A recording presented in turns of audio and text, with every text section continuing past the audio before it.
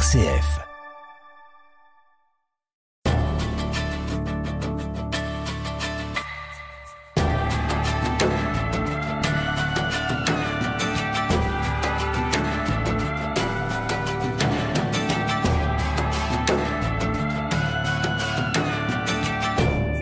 Tous ceux qui s'intéressent à la bande dessinée et à la montagne ont lu Elle froide. Ce récit initiatique d'un gamin de Grenoble qui se rêvait guide de haute montagne et qui devint dessinateur. Ce gamin a bien grandi, c'est vous, Jean-Marc Rochette. Alors effectivement, après avoir gravi bien des sommets, vous n'êtes pas devenu guide, mais peintre et dessinateur de bande dessinée. La célèbre BD futuriste Transpersonnage, devenue un film primé à Cannes et une série culte sur Netflix, c'est vous qui l'avez dessiné.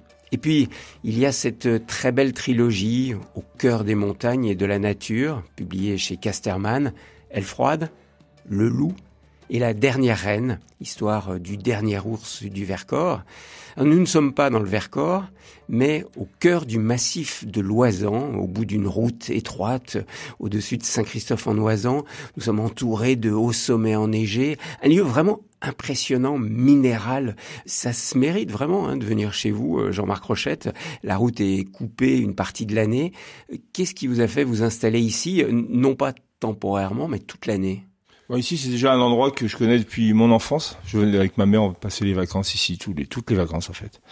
Et puis j'ai habité à Paris pendant une vingtaine d'années, à Berlin pendant une dizaine d'années. Et puis je voulais acheter une maison, je suis tombé sur cette maison un peu par hasard, c'est un ancien hôtel, je l'ai acheté. Et puis ce qui m'a décidé d'y rester tout le temps, en fait, c'est le Covid. C'est-à-dire que on s'est fait coincer à Paris comme tout le monde, quoi. Alors au début, j'ai trouvé ça pourquoi pas, mais après je me suis dit tant qu'à être confiné, je préfère être confiné en montagne qu'en ville. Voilà. Donc et maintenant vous êtes confiné par choix en permanence ici, voilà, entouré de ces montagnes. Alors on est chez vous, il y a ces toiles qui sont au mur, c'est des montagnes, des montagnes partout. Vous les avez là, on les voit par la fenêtre. Vous les connaissez toutes ces montagnes, elles ont une personnalité pour vous? Oui, dans cette vallée en particulier, c'est marrant parce que je suis assez auto-centré sur cette vallée du Vénéon, parce que ici on est dans le massif des Écrins qui est assez large, il y a beaucoup de vallées qui rentrent, mais celle-là je la connais particulièrement. Elle est étroite, celle-ci. Elle est très étroite et surtout elle est au centre du massif, c'est-à-dire qu'elle arrive au centre du massif des Écrins, on est en plein centre, ici, ce massif des Écrins ça ressemble un peu à un cercle, on veut, et là ça serait le centre du cercle. Et donc, il y a toutes les belles montagnes des Écrins qui sont autour. Voilà. Et je reviens à ma question, elles ont des personnalités, vous qui êtes grimpeur et peintre de montagne. Alors, elles ont déjà des personnalités géologiques, structurelles. Je les connais parce qu'elles ont des formes, elles sont plus ou moins belles, plus ou moins... donc déjà, ça leur donne un aspect. Et puis en plus, pour un grimpeur, elles ont une histoire pour ceux qui l'ont gravi et les histoires qui se sont passées dessus. Et c'est votre cas ? Vous en avez gravi beaucoup ? Je les ai toutes gravies, mais avant moi, il y a eu des gens qui les ont gravies, quoi. Mais vous personnellement? Moi, personnellement, je les ai pratiquement toutes faites, ouais, je pense, ouais. À l'époque où vous vouliez devenir... À l'époque où je voulais devenir guide, ouais. Alors, il y avait un livre de Rebuffa qui s'appelait Les 100 plus belles courses, qui commençait par les plus faciles et qui finissait par les plus belles, par les plus dures, et donc je suis arrivé pratiquement jusqu'au bout du livre, quoi. Alors, Jean-Marc Rochette, quand on lit Elle froide, qui est vraiment votre autobiographie, on découvre que c'est pas les montagnes qui apparaissent en premier. En fait, quand on lit la première page, la première case, c'est le musée des Beaux-Arts de Grenoble, et puis après c'est un tableau de Soutine, le bœuf écorché. Le petit garçon que vous étiez, il rêvait de devenir peintre d'abord, ou il a tout de suite rêvé de devenir guide de montagne? Non, je crois qu'enfant, avant je rêvais d'être pompier, médecin, ou je sais pas quoi, comme tous les enfants.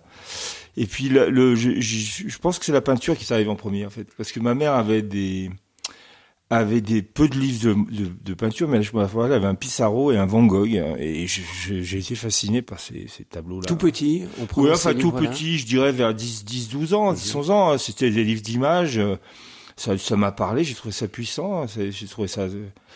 Donc ça m'a plu, et puis alors après, ma mère aimait la peinture, donc on est allé au musée de Grenoble, et puis au musée de Grenoble, il s'avère qu'il y a ce tableau-là, en particulier de Soutine, qui m'a parlé plus que les autres. Vous savez pourquoi il vous a attiré? Parce que le bœuf écorché, c'est pas un tableau facile. Oui. Et pour un petit enfant. Oui, je pense que parce qu'il était accessible à un enfant. C'est une peinture assez pas enfantine, mais expressionniste, une technique qui est abordable pour un enfant. Ce qui est faux, mais on a l'impression, si on vous regardez un Zurbaran ou un Rembrandt, pour un enfant, vous êtes complètement dépassé. Je suis jamais capable de dessiner ça. Je suis jamais capable de faire ça. D'ailleurs, c'est vrai, je suis pas incapable de faire ça. Alors qu'un Soutine, il y avait un côté un peu corporel là-dedans. Ça m'a parlé. Et puis en plus, le thème, je crois, ce thème-là m'a dû me parler pour X raisons. Ben, par contre, pourquoi le bœuf écorché m'a parlé plus que des arbres, je ne sais pas. Il n'y avait pas d'artiste dans votre famille, Jean-Marc Rochette? Non, mais il y avait un collectionneur d'art. J'avais un frère à ma mère qui était un bon cuistot, cuisinier des Roches de Condrieu. Il y avait Condrieu, les Roches de Condrieu, et il adorait la peinture. Donc je voyais, il était passionné par ça. Et puis j'ai vu des peintres de village, un petit peintre aussi qui était ouvrier, et qui j'admirais. Donc j'admirais ça en fait. Je sais pas pourquoi. C'était comme ça. Et alors la montagne, on va parler de cette montagne. Quand on lit Elfroide, encore une fois, c'est partant avec votre mère, faire une randonnée, vous marchez, vous grimpez un peu, et puis là, vous êtes émerveillé. Vous dites, c'est la beauté absolue. C'est même encore plus beau qu'un Soutine. Ah oui. C'est vrai, ça? Oui, c'est que je me souviens encore, c'est un peu comme la Madeleine de Proust. Je me souviens, elle était montée dans Beldon, et je me souviens des odeurs, cette espèce de pluie dans forêt. J'aimais ça. Puis après, on arrive dans les alpages, et puis il y a eu des trouées, et oui, c'était une révélation, sentiment de liberté, sentiment d'esthétique parfait, et pour un enfant que j'étais, ça m'a, j'ai été tout. Mais c'est assez courant, chez les alpinistes, ce premier contact avec la montagne. C'est très courant, en fait, il y a toujours un choc esthétique. Mais c'est un choc esthétique. C'est ça qui est intéressant chez vous. On sent l'artiste, le peintre, qui s'approche de la montagne et qui, enfant, a envie de la gravir, puisque vous dites que vous avez envie de monter tous les sommets, mais en même temps, il y a une approche très esthétique chez vous. Esthétique et voire plus, parce que j'ai eu un deuxième choc esthétique, c'était exactement ici, dans les bancs, col Giobernais, c'est beaucoup plus haut, là c'est à 3003, et j'ai vu les bancs par la tranche. À l'époque, il y avait beaucoup de glace. Et là, c'était presque un choc mystique, quoi. C'est-à-dire, cette montagne, c'était de la lumière pure, quoi. Donc, une espèce d'appel comme ça. C'est intéressant, vous parlez de la lumière pure. Parce qu'en montant ici, j'ai été ébloui à plusieurs reprises, pas simplement par la beauté du lieu, mais par vraiment la lumière qui se reflétait sur des montagnes noires. Noires. Et en arrivant ici, sincèrement, j'ai mieux compris vos dessins que j'ai trouvé dans vos bandes dessinées, où il y a beaucoup d'obscurité, mais il y a aussi de la lumière qui se reflète. Ouais, ici les montagnes sont assez rudes. Vous avez vu, il y a peu d'alpage. C'est pas easy ici, c'est de la roche. Là, c'est de la roche, et on commence à être au sud. C'est-à-dire, il y a quand même une lumière ici provençale presque. On a passé le 40e parallèle. Voilà, c'est ça. On commence à être un peu au sud. On a une espèce de lumière de la Méditerranée, en fait. Donc, cette Méditerranée, sur ces pics enneigés, ça donne un effet, effectivement, éblouissant. Voilà. Visage, Thierry Lyonnais. Jean-Marc Rochette, le petit garçon, on le voit dans votre bande dessinée, Elfroide, est fasciné par la montagne. Et il a envie de grimper, toujours plus. Et c'était quoi? Un désir de liberté que vous aviez à vouloir grimper comme ça tous les sommets et à vouloir devenir guide? Comme je vous dis, il y a un problème esthétique aussi, c'est que les grandes faces sont belles. Et surtout, moi j'aimais beaucoup la glace. Donc les grandes faces blanches comme ça, alors on est attiré par cette beauté, en fait. On regarde une face, elle est belle, et on sait que dedans on va avoir des perspectives. Et puis après, dans la jeunesse, il y a eu la confrontation avec des petits camarades. C'est-à-dire qu'on était, l'alpinisme à Grenoble, c'est un peu comme le foot à Saint-Étienne. Il y a beaucoup d'enfants qui veulent, à mon époque, qui voulaient être alpinistes, quoi. Après, c'était peut-être moins pur, ma relation. C'est quoi, les challenges, la compétition. Qu'est-ce que t'as fait? T'as fait ci, t'as fait ça. Après, si tu veux être guide, il faut ce qu'on appelle une liste de courses, c'est-à-dire une liste avec pour pouvoir aller à Chamonix et présenter. Donc après, il y a une challenge, c'est un métier, en fait. On va vers une forme on cherche, passer un examen, en fait. Et donc les deux jouent là-dessus, esthétique, beauté, j'imagine adrénaline, testostérone pour les petits garçons, excès, quoi, peut-être. Ouais, et puis le fait que vous étiez aussi enfermé la semaine, vous étiez en pension, c'était le... tel que vous décrivez dans Elfroide, c'était dur la pension. Vous avez forcé les traits un peu. Ouais, j'ai forcé un peu les traits, mais pas tant que ça quand même. Mais surtout la prison. Ouais, mais c'était une prison, il y avait des barreaux, Donc, mais surtout le problème de Grenoble, c'est que par la fenêtre, tu vois les montagnes. Et alors, ce qui était terrible, c'était en hiver, par exemple, que je voyais les montagnes enneigées. Je savais que les petits copains allaient au ski. Et vous restez enfermé en pensant. J'avais pris 6 ans de tôle. Très vite, Jean-Marc Rochette, il y a cette dimension d'amitié quand même qui est très très forte. C'est impressionnant quand même parce que vous confiez votre vie au copain qui va être avec vous, qui vous assure. Ça, c'est la base, hein. C'est la base de la cordée, hein. C'est-à-dire, c'est la confiance. Tu fais confiance, tu tombes, il te retient. Et puis d'ailleurs, s'il se retient pas, il part avec toi. Parce que le problème de la corde, c'est c'est ça aussi. C'est je te retiens, mais s'il se retient pas, les deux s'en vont, quoi. Donc s'il y a ça, il y a une relation effectivement de confiance, quoi. Alors il y a des gens avec qui on va grimper avec plus de confiance. Moi, j'étais peut-être pas le meilleur grimpeur du coin, mais ce qu'on disait, c'est que je tombais pas, quoi. Donc vous assuriez, quoi. Non, je tombais pas ni en tête, ni j'étais peut-être sûrement pas le plus beau grimpeur, mais je tombais pas. J'aime bien l'expression oh, t'assures. Ouais, oui, t'assures. T'assures, ouais. Il faut assurer. Il faut assurer et voilà, donc c'est quand même un sport qui est quand même très sérieux, on va dire. Vous risquez votre vie, quoi. Et alors justement, vous adolescent, vous avez été confronté donc très jeune à la mort. Et à la mort de certains de vos amis. On le voit, il y a Zarta, un de vos copains qui... Ouais. Lui, c'est le premier, lui. Ouais. Il avait 17 ans, lui. Et alors, ça a été pourquoi je dis un peu, ça a été un drame dans le coin, parce que c'était, à mon avis, le meilleur grimpeur de Grenoble. Et comme je dis, quand t'es le meilleur grimpeur de Grenoble, t'es pas loin d'être le meilleur grimpeur de France, et t'es pas loin d'être un des meilleurs grimpeurs au monde, puisque Grenoble, c'est quand même... Mais même quand on est le meilleur... même quand t'es le meilleur, là, c'était une avalanche. Le problème, c'est que c'est son destin, hein. C'est le mektoub, comme disaient les Arabes. C'est comme ça. C'est comme ça que vous voyez les choses dans la montagne. C'est-à-dire, quand on marche, quand on grimpe, qu'il nous arrive quelque chose, c'est le mektoub. C'est le mektoub, ouais. C'est dans son cas-là, oui, je sais pas pourquoi c'est tombé sur lui. Moi, j'ai failli me tuer 10 fois en montagne. Et quand j'ai 10 fois, j'exagère à peine. Hein, donc, et il y a des gens qui. Puis là, c'est lui. 17 ans, au revoir, quoi. Donc comment vous l'avez vécu, ça, quand vous moi, ça m'a arrêté, en fait. Enfin, c'était en plus, c'était une cordée qui était en train de fonctionner. Je pense que lui était bien meilleur grimpeur que moi. Moi, je connaissais la montagne.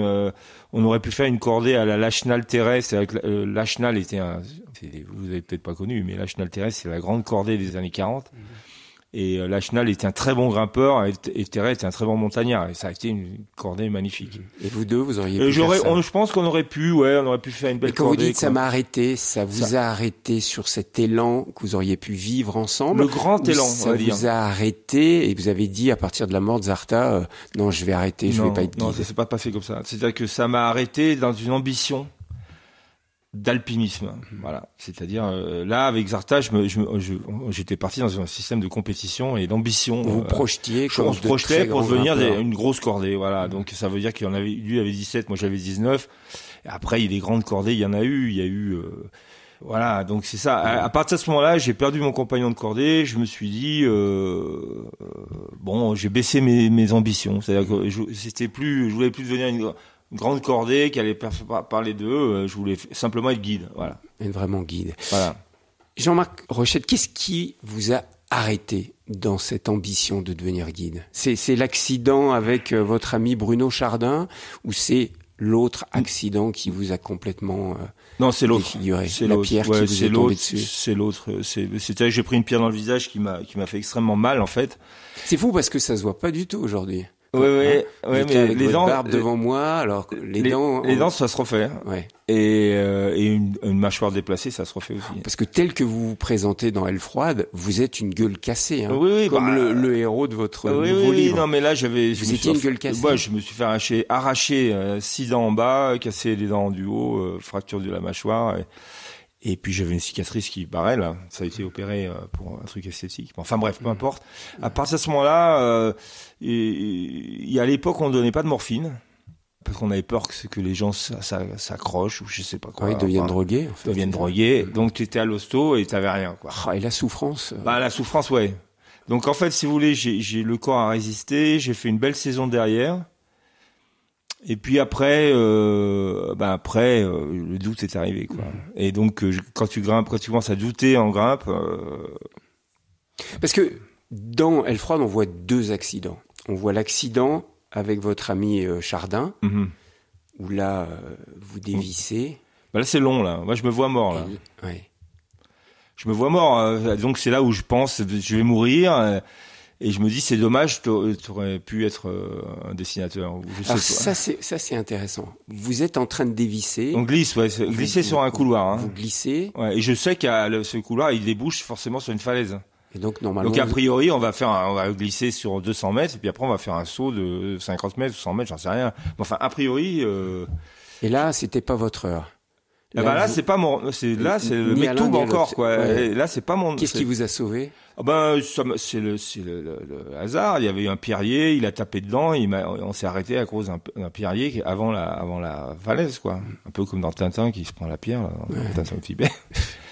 Et là, vous avez été sauvé. Oui, en descendant, je me suis dit, tiens, ouais. Là, j'ai vraiment vu, j'y ai vu. Mais j'ai continué. Vous avez vu la mort. Là, ah vous ouais, avez dit, non, mais là, je suis mort, là. Là, on est mort. Et là, vous vous dites, je ne deviendrai jamais un grand dessinateur. Voilà. C'est ce que vous avez marqué dans votre ouais. BD. C'était même plus prétentieux que ça. Je veux dire, je pense que je me suis dit,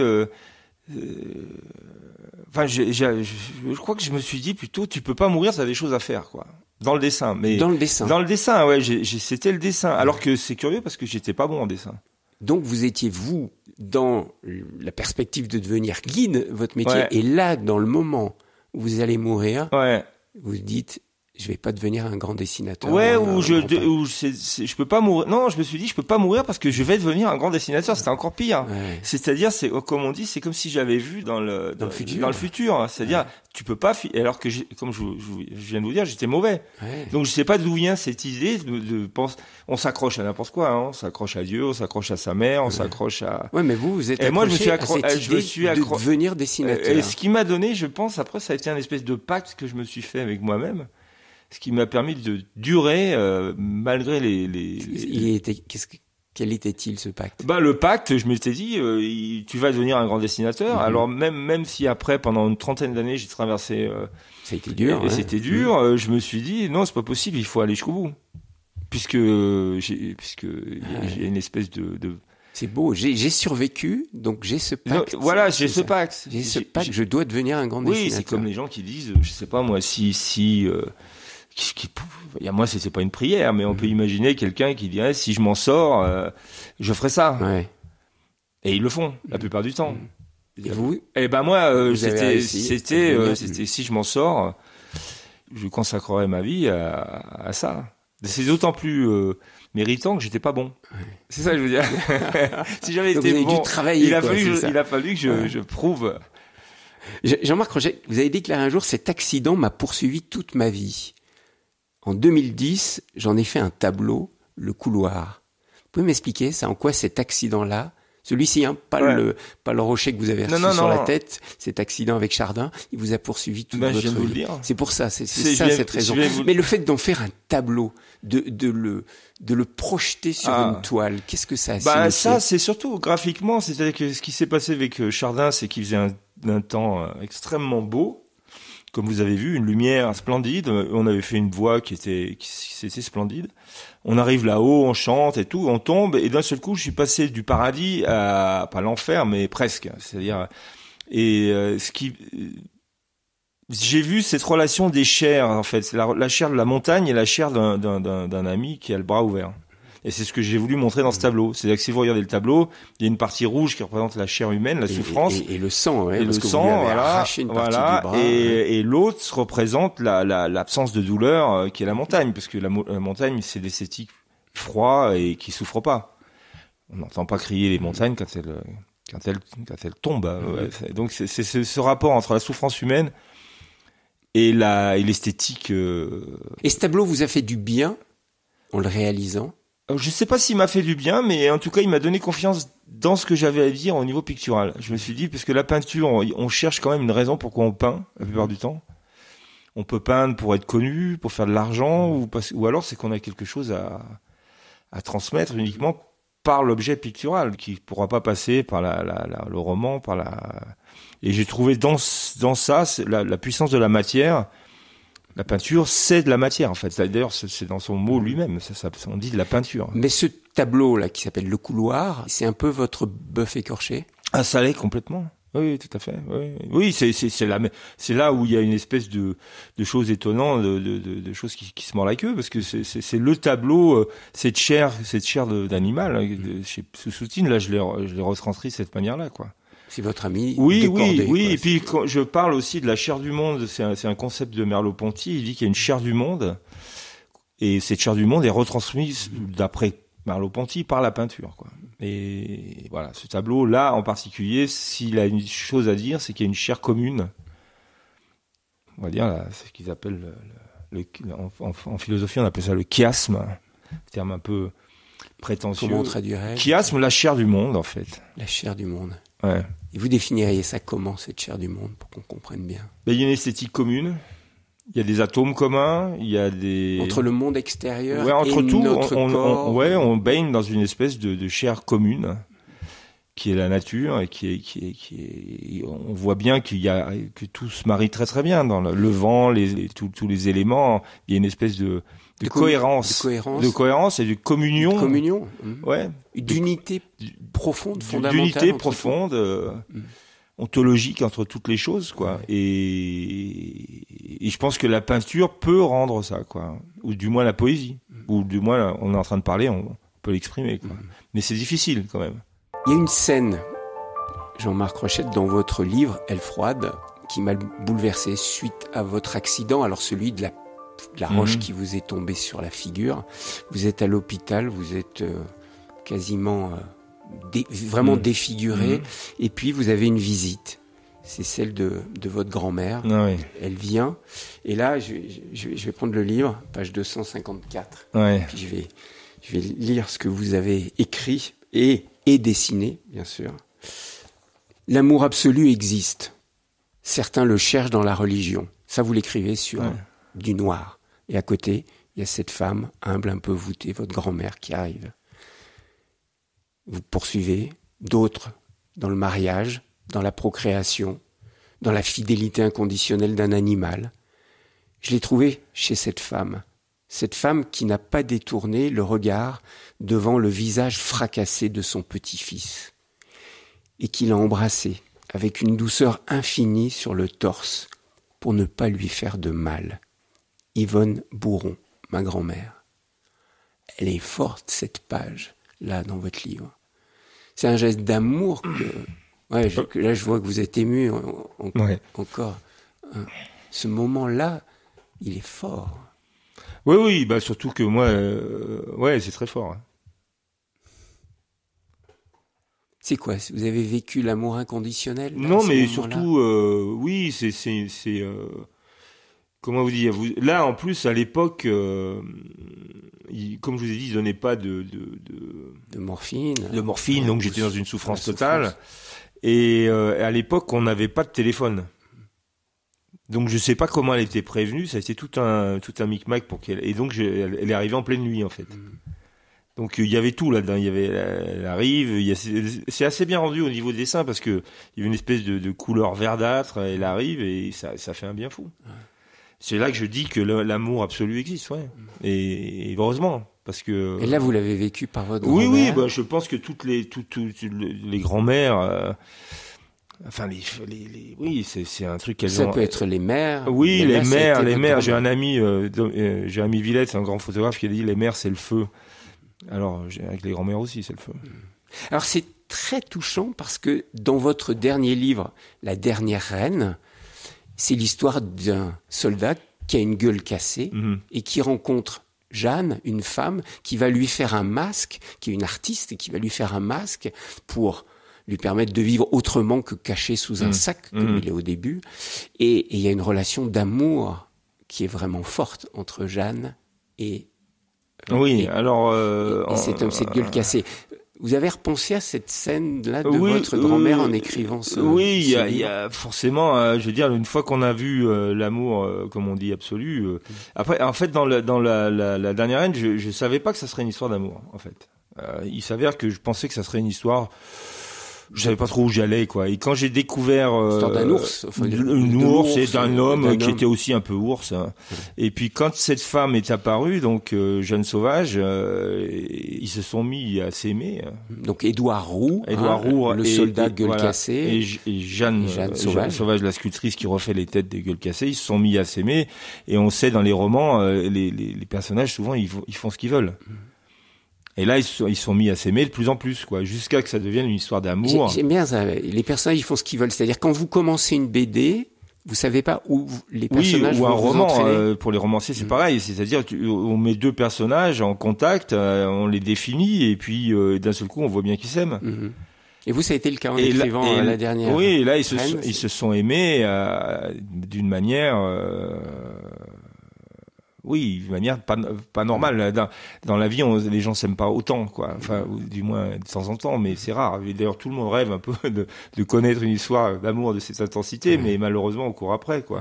Parce que elle aime, malgré son visage complètement défiguré. Ouais, mais elle l'a créé magnifiquement beau. Elle lui dit, mais pourquoi tu m'aimes ou de cette façon-là? Et il lui dit, parce que t'es beau. C'est-à-dire qu'en fait, elle l'a transfiguré. Elle voit plus. Et d'ailleurs, dans le livre, on verra jamais son visage. On imagine son visage, puisqu'elle lui dit, tu as perdu ton nez, tu as perdu toute la partie gauche, une partie du palais, donc on imagine bien que ça doit être effrayant, quoi.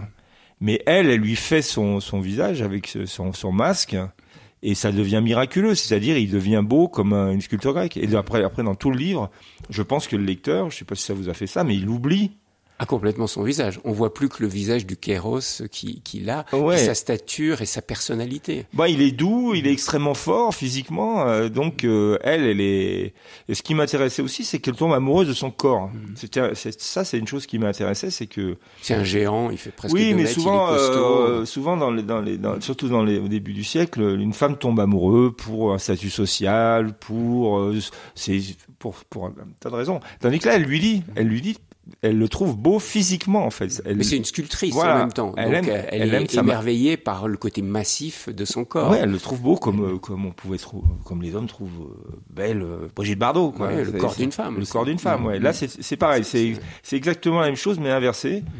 Au point où, et après, bon, évidemment, c'était l'entrée en matière, et après, elle l'aime parce que c'est un homme aimable. Alors Jean-Marc Rochette, on reviendra sur La Dernière Reine. Moi, je veux continuer à faire connaissance avec vous et avec votre parcours, parce que vous nous avez dit que vous avez fait ce sorte de pacte en survivant à cet accident, en ayant le désir de devenir dessinateur. Vous vous êtes lancé vraiment dans le dessin, de la bande dessinée, mais pendant 30 ans? Ça a été galère, quoi. Vous avez eu du mal à en vivre, à vivre de ça a commencé, disons, assez fort. C'est pour ça que j'ai aussi insisté, parce que j'ai fait 2 personnages, Edmond le cochon, qui à l'époque avait eu son petit succès, et puis le transperce-neige. Mais après, par contre, j'ai eu une traversée du désert, on va dire, qui dure de 87 quasiment à 2010. Bon, je sais pas ce que ça fait, ça, mais ça fait pas mal de temps. Ça fait 23 ans, 24 ans, ouais. Ouais, c'est ça, voilà. Ouais. Et là, bon, en fait, j'ai vécu la vie de beaucoup d'artistes, hein, qui courent après après le terme, comme disait Céline. Ouais.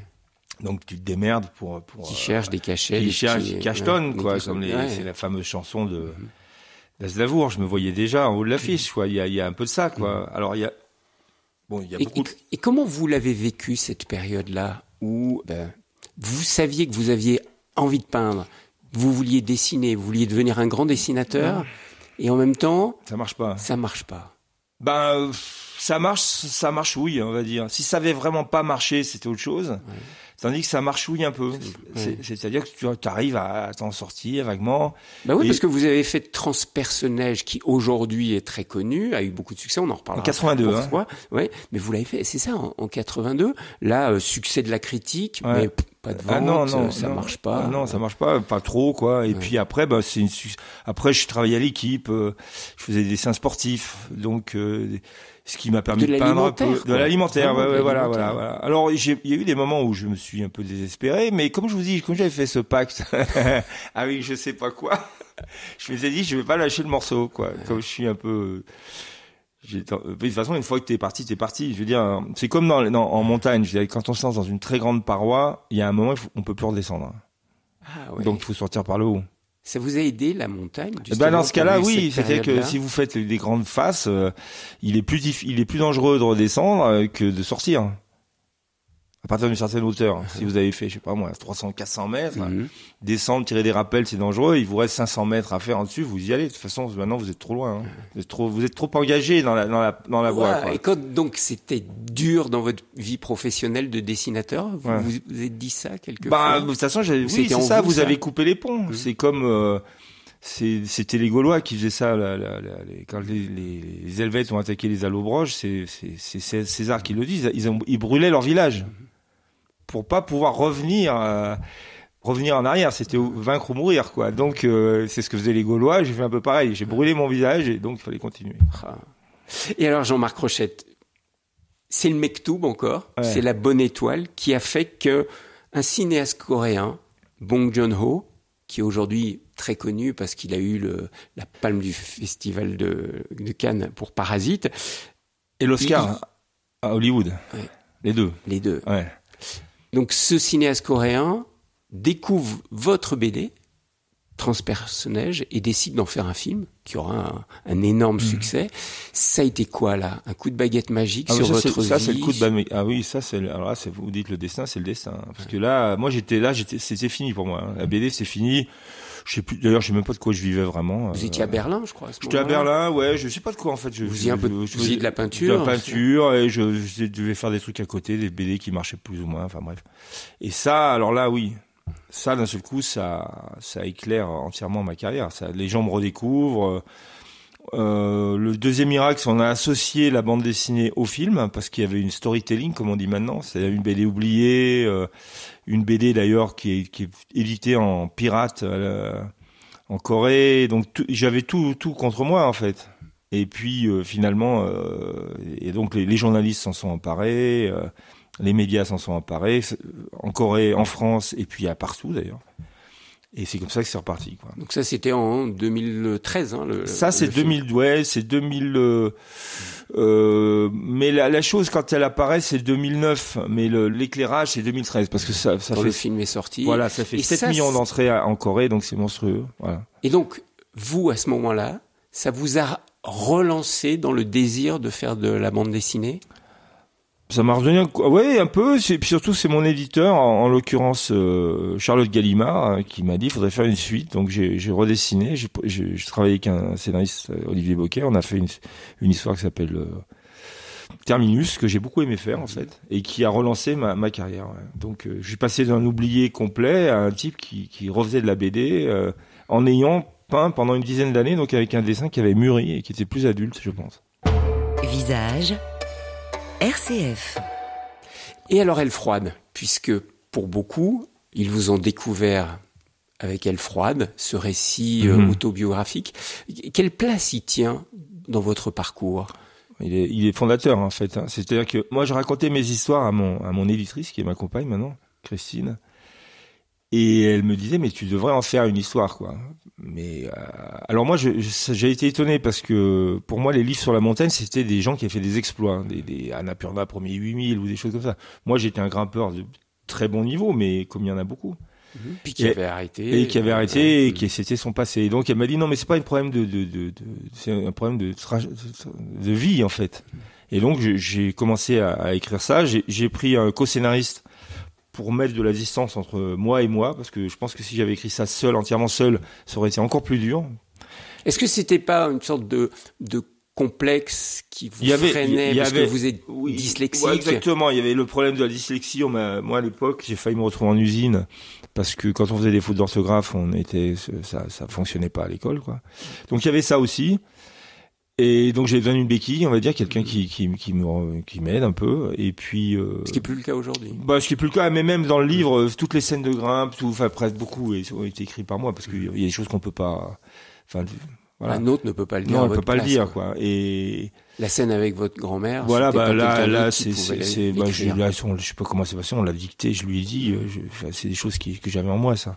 Mais, ça, et donc le succès a été au rendez-vous, puisque, alors, à ma grande surprise, on est à 100 000 maintenant de ventes. Ce qui est énorme pour une BD, quoi. Ouais, pour une BD de Pour montagne, une alors. BD de montagne. De montagne, et d'auteur. et un peu d'auteur, oui, Ouais, ça, c'est ça. pas Tintin et Astérix, quoi. Non, ouais, non, c'est complètement farfelu. Et là, je dois remercier le public, de montagne, entre autres, qui, je pense, s'est reconnu là-dedans. Mais pas que. Mais après, c'est par eux que ça a commencé, et donc les gens en ont entendu parler, et puis à la fin, tout le monde a un peu lu ça, quoi. Et puis il y a l'aspect graphique quand même, parce que là, on mesure que vous êtes peintre quand même. Voilà, là, j'ai lâché, voilà, j'ai lâché j'ai lâché ma main, en fait, j'ai lâché mes gestes. Et donc j'ai trouvé aussi un public qui aimait la peinture et qui était pas forcément adepte de la ligne claire, par exemple, d'un dessin ligne claire étant Tintin, des choses très lisibles. Et voilà, donc ça m'a entièrement donné confiance, quoi. Est-ce que ça a changé votre vie, l'écriture d'Aile-Froide ? Oui, ça a changé ma vie dans la mesure où j'ai mis à plat des choses que j'avais enfouies en moi, comme une psychanalyse, et surtout ça m'a. Comme quoi, par exemple ? Comme quoi, comme les relations avec ma mère, comme les relations à la mort, comme les relations à la violence, à la souffrance, enfin toutes ces choses-là dont tu peux mettre un peu à éloigner et en rire, ou à distance, une espèce de d'ironie malsaine. Tandis que là, il y avait aucune ironie dans Aile-Froide.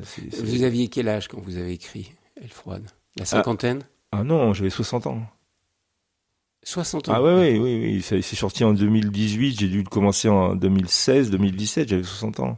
Donc, donc 40 ans après. Librement le faire. Oui, c'est ça. Ouais. Puis j'avais la technique aussi. Je pense que j'avais la capacité de le faire.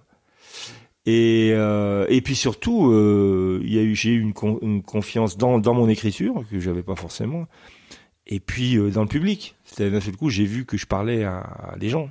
Et en tant qu'artiste, et surtout en tant que romancier, ou auteur de BD, mais quand tu racontes des histoires, autant tu peux peindre tout seul dans ton coin, c'est un peu douloureux, mais ça peut se comprendre. Mais quand tu racontes une histoire, si tu la racontes seul, alors là, ça n'a pas de sens, quoi. C'est intéressant. Et aidez-moi à comprendre, parce que vous faites les deux, Jean-Marc Rochette. Vous êtes peintre, donc vous consacrez une partie de votre vie à peindre. On a des toiles qui sont ici autour de nous. Et puis, vous êtes dessinateur de bande dessinée. Et c'est deux expressions très différentes. Ouais, comme je dis assez souvent, la peinture est beaucoup plus proche de la poésie ou de la peinture elle-même. C'est un art qui est quand même unique dans son genre, quoi. C'est une matière qui est belle, comme on va dire, quand on regarde un paysage, c'est beau. Alors on peut gratter de savoir pourquoi c'est beau, mais en fait c'est beau, c'est parce que c'est beau. Et la peinture retransmet cette beauté pure, quoi. Voilà. Ou du moins essaye. On n'y arrive jamais, mais c'est un peu l'idée, quoi. Et en quoi c'est dur ? Parce que tout à l'heure on m'avait dit c'est dur la peinture. Mais parce qu'il y a une harmonie dans la nature qui est une harmonie, qui est, je sais pas comment on peut définir ça, mais qui est quasiment céleste. Hein. Enfin, toute l'harmonie est parfaite. Dans la nature, il y a rien qui est laid. Dans la nature, il n'y a pas un quart de lieu qui est laid. Ça n'existe pas. Les fautes de goût dans la nature n'existent pas. Donc c'est un exploit inhumain. Que vous expliquez comment cette beauté dans la parce nature. Que je pense qu'au départ il y a une espèce d'adéquation comment on peut dire en mathématiques, il y a un axiome de base, hein, comme le nombre d'or qu'avaient trouvé les Grecs, et cette espèce de chose se tourne sur elle-même et s'autoproduit et donne de l'harmonie constante, quoi. C'est comme Bach, quand il commence, ça tourne et c'est toujours céleste.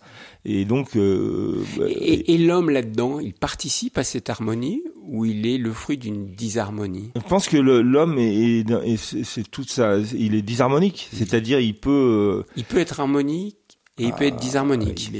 Vous c'est pas sur votre chaîne qu'on va dire ça, mais c'est l'homme, en lui il a le choix, quoi. C'est la grosse différence, quoi. Entre le bien et le mal. Entre le bien et le mal, entre le beau et le laid, vous, si vous voulez mettre Satan et Dieu, vous pouvez, mais ce que vous voulez, mais on a les deux en soi, quoi. Et donc la nature elle-même, elle est pas comme ça. C'est la fameuse phrase de Spinoza. C'est la nature ou Dieu. Il y a pas de. Mais alors, Jean-Marc Rochette, cette nature, elle est dure aussi. Je veux dire, quand on regarde les animaux, ils sont à la fois beaux, mais et vous les dessinez. Quand vous avez dessiné Le Loup, par exemple, votre autre album, là, de cette trilogie, Aile-froide, Le Loup et La Dernière Reine, le loup, parfois vous le dépeignez très concrètement, vous nous donnez à voir. Il est terrifiant. Ouais. Il fait vraiment peur. C'est là où je reviens. Et je vais continuer, quand il bouffe sans les manger en plus, quand il les égorge ou qu'il les éventre 150 brebis, là on est dans quoi là? Le beau. Ouais, on est dans la furie, on est dans la furie sanguinaire. Mais là, je reviens à Spinoza. Spinoza regardait avec délectation les araignées et les guêpes se battre. Pour lui, ça faisait partie d'une loi supérieure. Donc pour vous, il n'y a pas de loup qui éventre des brebis fait partie de cette harmonie. Oui, moi je pense, oui. Mais des hommes qui s'entretuent comme actuellement en Ukraine, non. Là, c'est autre chose. Non, c'est autre chose là, parce que là, ils sont possédés, quoi. Ils sont possédés par des choses qui ne viennent pas d'eux, quoi. Et le loup, je reviens là-dessus, parce que comme vous, j'ai rencontré des bergers en faisant la traversée des Alpes, et je sais que ça a été une rencontre avec un berger qui vous a conduit à écrire le loup. Il a le droit de se défendre, le berger. Le berger, lui, il voit ces bêtes qui sont éventrées, égorgées, même pas pour être mangées, juste pour être tuées par un loup. Et ça vous choque pas? Ah, ça choque, bien sûr, ça choque. Et c'est pour ça qu'il a le droit de se défendre. Le berger. Et les loups, le problème des loups, c'est que souvent ces attaques complètement délirantes, c'est aussi ça peut venir aussi de. Alors je suis pas spécialiste des loups, mais de meutes qui sont déstructurées. Il y a plein de raisons aussi, parce que un loup, lui, il est pas fait pour chasser des brebis dans un enclos. Théoriquement, un loup, il est fait pour partir derrière un animal. Là, j'ai vu ici des chevreuils se faire prendre par des loups. Il reste rien du chevreuil, rien. Il y a une flaque de sang. Mais bon, tandis que là, vous mettez des animaux enfermés avec des loups qui rentrent dedans. Là, ça c'est de la folie. C'est une espèce d'orgie d'hémoglobine pour le loup. Il est pas fait pour ça. Il est fait pour que les animaux ça se passerait pas comme ça avec les mouflons. Vous voyez ce que je veux dire? On n'aurait pas d'orgie comme ça de loups. Alors si je vous entends bien, le berger et ses brebis ne devraient pas être dans les montagnes alors. Si, ils doivent être là, mais il faut savoir que si le loup est là, c'est une dichotomie cette histoire. Si le loup est là, il faut qu'il les défende, il faut qu'il les défende avec des patous, avec des armes, tout ce qu'on veut. Mais au départ, il n'y a pas de troupeau dans la nature, il n'y a pas de troupeau enfermé, quoi. Ça n'existe pas, ça. Et le loup, lui, il fait partie de la nature.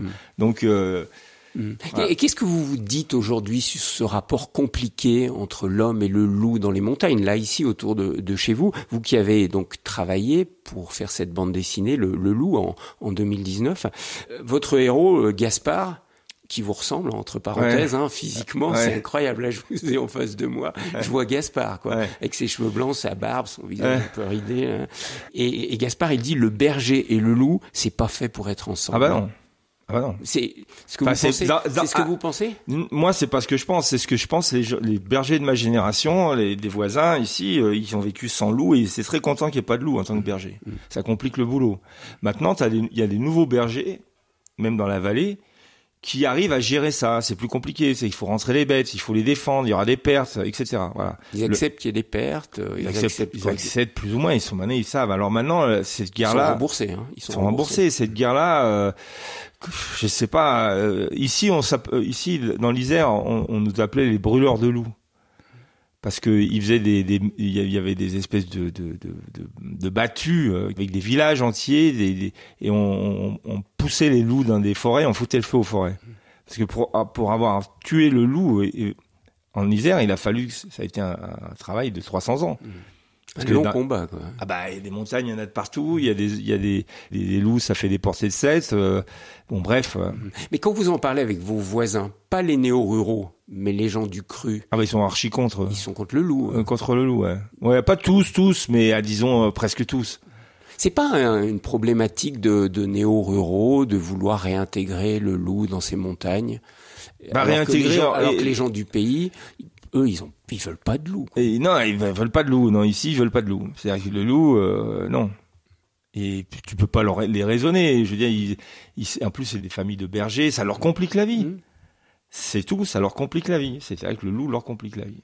Et quand ils ont lu votre BD. Oui, alors ils ont beaucoup aimé, Ouais. beaucoup aimé parce que le Gaspard en question, il veut tuer le loup. Oui, lui. et puis il montre la face aussi de l'autre côté. Moi, je me suis fait bizarrement plus agresser. Je me suis fait agresser par un berger, mais je crois que il allait pas bien dans sa tête, mais globalement plus par des écolos radicaux parce que eux ils comprennent pas. Donc de toute façon, mon histoire, pas que Gaspard veuille tuer le non, loup. mais même ils comprennent pas. Enfin, c'est un conte, mon histoire.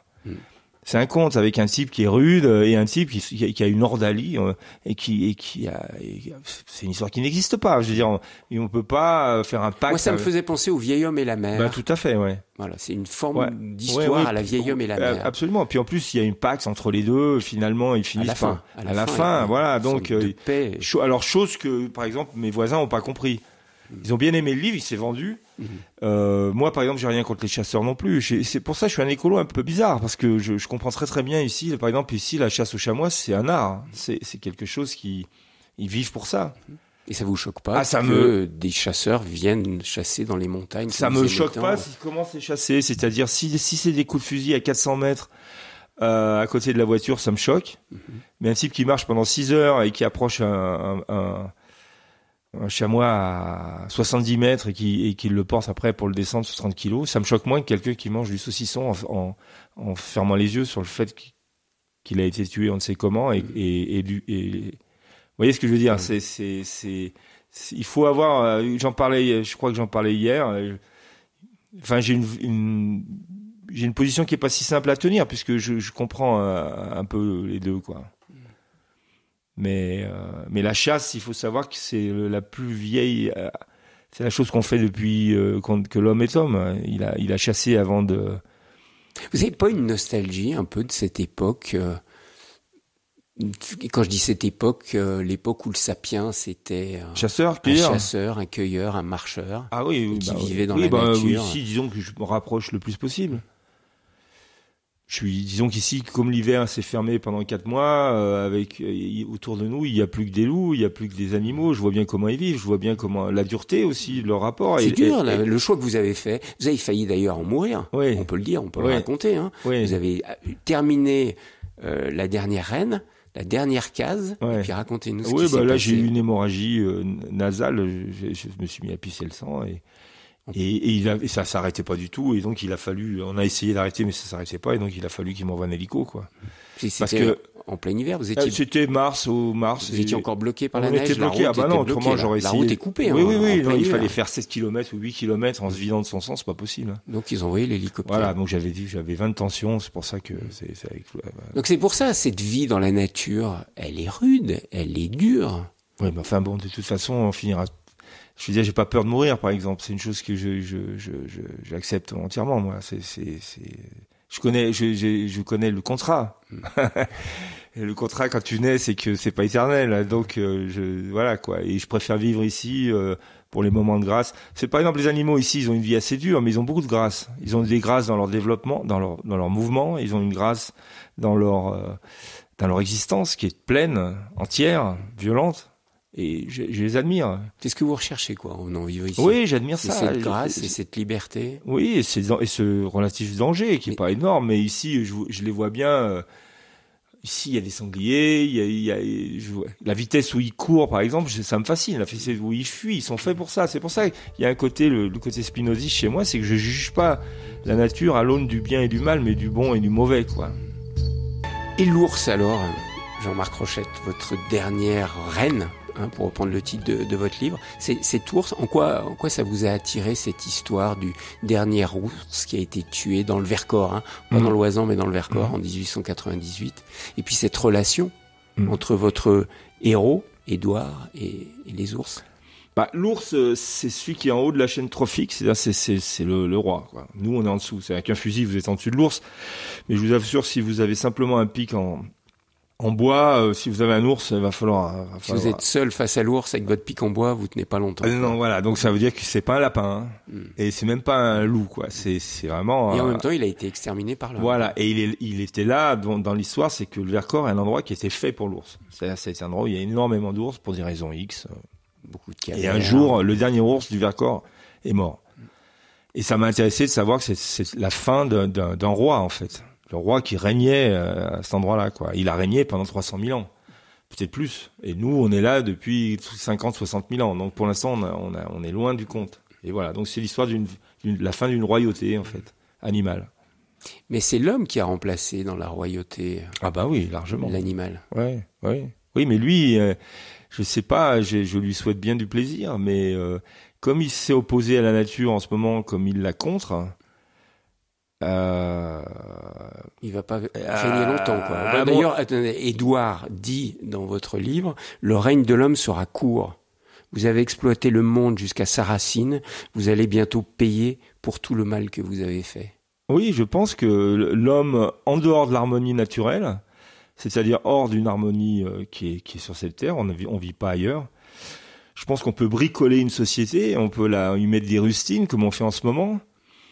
Mais à terme, si on continue comme ça, enfin, je suis pas prophète, mais dans 150 à 200 ans, c'est catastrophique. Déjà socialement, on voit que c'est en train de se lézarder de partout. Et partout ça. Enfin moi je sais pas où c'est moi qui ai une vision un peu biaisée, mais j'ai l'impression que ça se fissure dans tous les sens, quoi. Y compris dans le monde de l'art, parce que ce qui est intéressant dans ce dernier livre, on retrouve vos deux passions. C'est clair, l'amour de la nature et puis sa représentation, et puis votre passion pour l'art et le milieu artistique. Là, le milieu artistique, il en prend aussi plein la gueule, si je puis me permettre l'expression, hein, les galliéristes corrompus. C'est ce que vous voyez aussi sur l'art, parce que là, ça se passe au début du XXe siècle, mais c'est aussi votre regard sur l'art contemporain. Ça m'intéresse pas, en fait. L'art contemporain, moi, j'ai beaucoup évolué dedans parce que j'avais mon ancienne compagne était dans ce milieu, et donc je l'ai vraiment côtoyé de près. Et donc je l'ai quitté totalement. Donc ce que je dis simplement, c'est que l'art, c'est le monde de l'argent. L'art, que ça soit dans les grottes ou que ça soit dans les endroits où l'art ou en Afrique, par exemple, il y a une volonté magique, il y a une volonté spirituelle, il y a une volonté. Là, je trouve qu'il y a beaucoup de, comment on appelle ça, de transgression. La transgression est un peu depuis la pissotière jusqu'à la canule. De McCarthy, puisqu'ils avaient mis je sais pas quoi, peu importe. Ouais. Donc tout ça, c'est de la transgression, et j'ai plus l'âge de ça, en fait. Ça vous intéresse plus? Ça m'intéresse. Par contre, vous le dénoncez quand même. Je le dénonce d'une manière assez, disons, passagère, parce que c'est pas le livre, ça. C'est simplement que cette femme est très pure. C'est une sainte, ça dit, lâchons le mot. Cette femme est une sainte, c'est pour ça qu'elle m'intéresse. Elle soigne les gens, et s'ils ont pas d'argent, elle se fait pas payer. Elle refait leur visage pour rien, gratuitement. Et elle a une relation à l'art qui est complètement désintéressée. Voilà. Donc elle se tape sur un mur qui est un mur de l'argent, du social, et voilà. Bon, c'est juste, mais ça dure 5 pages, en fait. C'est une pure, en fait, c'est ça. Mais les deux sont des purs. Ah oui. Ils sont bons et ils sont purs. Ah oui. Bah lui aussi c'est un saint. Donc c'est deux saints. C'est ça qui m'intéressait. Je suis dans une société de l'ironie, et je voulais montrer des saints. Enfin des saints. Oui, c'est des saints. Par exemple, je suis fasciné par Simone Veil, la philosophe. Quoi. C'est une sainte, une espèce de sainte. Tu lis son truc, tu dis il y a pas une ombre là-dedans, quoi. C'est fascinant. Et je voulais mettre deux personnages sans ombre. Et c'est intéressant parce que ça fait 2 fois que vous dites que vous aimez pas l'ironie dans le monde de la bande dessinée, y compris dans celui que vous avez côtoyé à une époque. Il y a pas mal d'ironie. Ah j'étais le champion, moi. Ouais, vous l'étiez aussi. Ouais, quand j'ai fait le cochon, j'étais champion. Ouais. Vous en êtes revenu. Ah oui, complètement. D'ailleurs, je dis que c'est le courage des lâches. Edmond le cochon. Voilà. Si ceux qui vous aiment dans Elle froide, la dernière reine, lisent Edmond le cochon, ils vont comprendre ce qu'on est en train de dire. Ils seront attirés. Vous étiez dans l'ironie complète. Oui. Et donc j'ai fait ça. C'était aussi une manière c'est aussi une manière de se protéger. Erreur de jeunesse. Non, il fallait le faire. Tout est bon. Je regrette rien. Je pouvais pas faire ça avant. J'avais une vision comme ça du monde. Je l'ai fait. C'était une époque aussi, mais donc là, de destruction, ça vous intéresse plus. Ouais, non, absolument pas. En ce moment, je vous dis, je fais des histoires de 2 personnages que j'admire. Vous avez besoin, ça, d'admirer oui, je préfère admirer je préfère admirer les humains que de les mépriser, quoi. Et rapidement, cette trilogie, c'est pas votre portrait. Parce que moi, je vous retrouve partout, en fait. Ah oui. Je vous retrouve dans Elle froide, bien sûr, qui est très autobiographique, Ouais. mais je vous retrouve complètement dans Le Loup, je vous retrouve complètement dans La Dernière Reine. Vous n'avez pas fait une sorte de portrait de vous-même à travers Si, ces trois ça, livres? je crois que j'ai fait le tour d'ailleurs. Donc vous arrêtez là. Non, Mais c'est une trilogie. cette trilogie-là sera arrêtée. Si je fais d'autres histoires, ça sera des histoires qui seront plus romanesques, ou peut-être travailler avec quelqu'un, je ne sais pas. Mais là, vous travailliez beaucoup sur vous. En fait, Ah oui, là à j'avais travers des ces choses trois à dire. livres. Mais comme j'ai attendu 40 ans, j'avais une compression. Donc effectivement, je m'en suis même pas trop aperçu dans La Dernière Reine. Je voulais pas faire ça en fait. Il s'avère que c'est une autobiographie aussi complète, quoi. Mais avec des idées d'obsession qui sont là, quoi. Mais c'est très, très fort, parce que ce sont des autobiographies, mais on peut les lire sans savoir du tout que vous parlez de vous-même. Enfin, notamment dans La Dernière Reine. Surtout La Dernière Reine, ouais. Mais bon, on vous retrouve bien. On m'avait dit que vous étiez un ours. Moi, je trouve pas du tout. Vous n'êtes pas un ours, c'est pas vrai. Non, je suis un humain quand même. Vous êtes un humain. Ouais. Même si vous le retirez un peu, Ouais. et que, pour certains, vous êtes un ours. Voilà.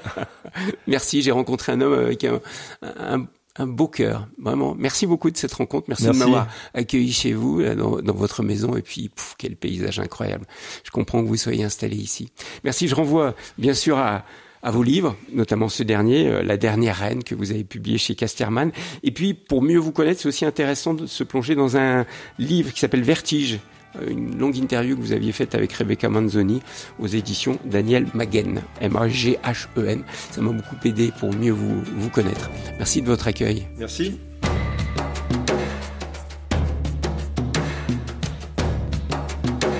Visage, une émission proposée par Thierry Lyonnais, assistante de production Laurence Bocard, réalisation technique Philippe Faure.